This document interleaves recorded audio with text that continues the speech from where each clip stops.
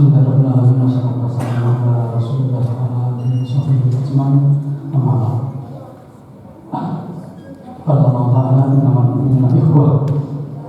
Kalau para jamaah subuh Masjid Al-Badiyah di Allah, kalau dalam bahasa Arab kata akhir atau teman yang dalam bentuk tunggalnya itu ada jamaknya ikhwah dan ikhwan.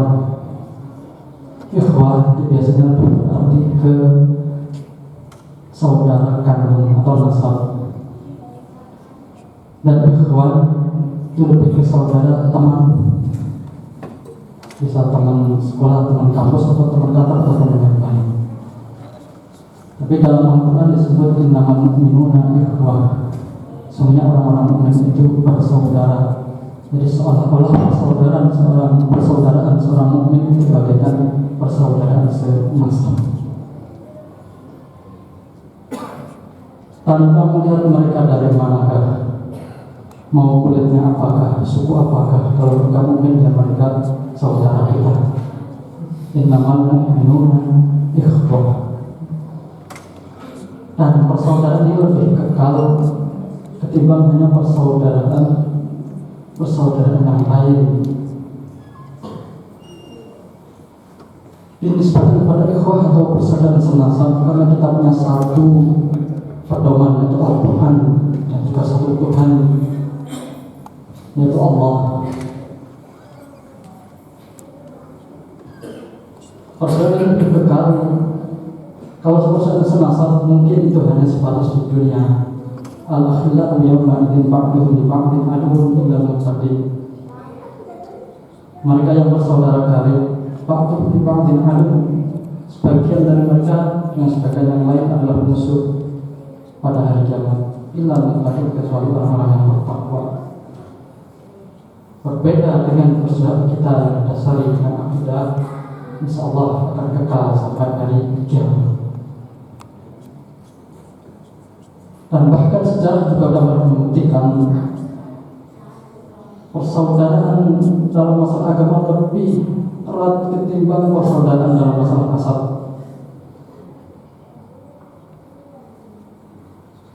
Kita tahu paman Rasulullah SAW berhak orang yang terdekat dengan Nabi secara nasab, tapi secara agama itu adalah musuh.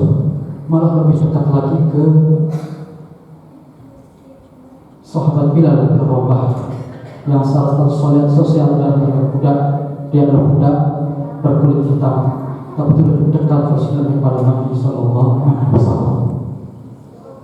Dan banyak juga hikmah dari syariat Islam itu yang pada dasarnya adalah untuk mempererat rasa persaudaraan. Di antaranya seperti baru kita laksanakan pagi ini sholat jamaah. Sholat jamaah di antara hikmahnya mempererat persaudaraan kita. Kita bersama, kita berkumpul, kita tahu mana ini teman kita, ini hadir apa enggak, apa ini dalam keadaan gimana. Itu di antara bentuk hikmah dari kita melakukan sholat berjamaah. Dan di antara syariat yang lain, zakat. Zakat juga termasuk hikmahnya mempererat persaudaraan. Kita kasih mereka yang butuh, mereka yang memerlukan, mereka yang sangat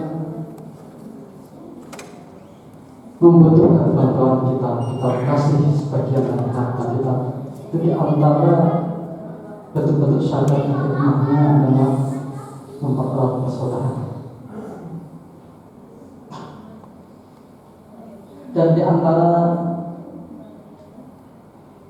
ada atau hak-haknya bersaudara ada banyak.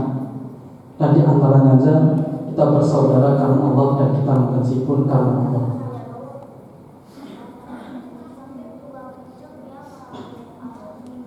Kita lihat siapa saudara kita. Al-mar'u ala dini sahibih.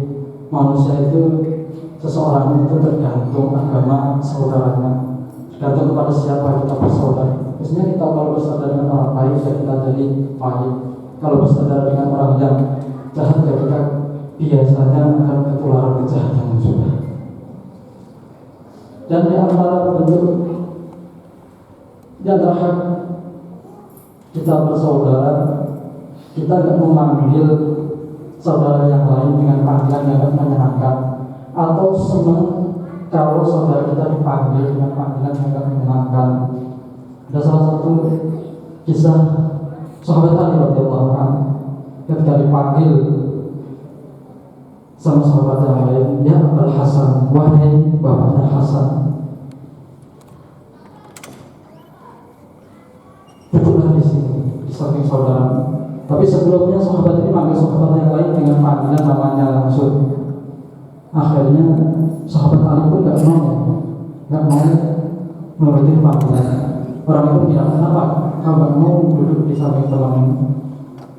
Bukannya saya nggak mau, tapi kenapa kau panggil saudara yang lain dengan namanya langsung, tapi kau panggil aku dengan panggilan kunyah atau ya Aba, wahai Bapak Hasan. Itu adalah panggilan kehormatan kalau untuk orang Arab.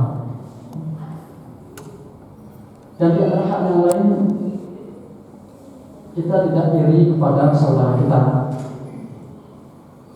Kalau suatu ketika Rasulullah duduk bersama sahabat, dan di antara sahabat itu ada sahabat Anas bin Malik. Nabi bilang, sebentar lagi akan muncul seorang penghuni surga. Sahabat pada nunggu siapa dia. Akhirnya datanglah orang yang habis wudhu dengan memegang sandal dengan tangan kirinya. Oh, itulah ahli surga. Hari kedua Nabi bilang itu lagi, akan muncul ahli surga yang melak orang itu juga. Hari ketiga juga itu juga. Akhirnya sahabat Abdullah bin Amr penasaran, orang ini amalannya apa sampai dia jadi penghuni surga? Orangnya tampaknya sederhana. Akhirnya sahabat Abdullah bin Amr ini bilang ke orang tersebut, saya ini lagi ada masalah dengan bapak saya boleh numpang ke rumahnya?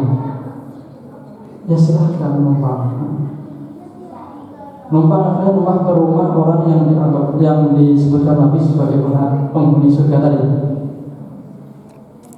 Dilihatnya amalannya setiap hari apa? Amalannya nggak ada yang istimewa. Cuma ya biasa, malam tidur, kadang kalau miring, cuma ngelepatin dikir Allah, nanti bangun udah ada subuh, bangun sholat subuh. Ini sekalian kita aja biasa. Sampai 3 hari, minum 3 hari. Akhirnya sahabat Abdullah bin Amr bilang terus terang ke orang tersebut, sebenarnya saya nggak ada masalah dengan bapak saya, nggak ada. Saya cuma pengen ngerti apa sih amalan kau sehingga Rasulullah menyebut engkau adalah ahli surga. Orang tersebut menjawab, karena saya nggak ada rasa iri kepada saudara saya. Saya nggak ada rasa hasud, iri, dengki kepada saudara saya. Itulah yang ternyata menjadikan dia disebut oleh Rasulullah sebagai penghuni surga. Ya, semoga kita bisa menjaga hati kita dari berbuat hasad, iri, dengki, dan bisa menjaga persatuan ataupun persaudaraan kita dengan yang lain. Wabillahi taufiq. Assalamualaikum warahmatullahi wabarakatuh.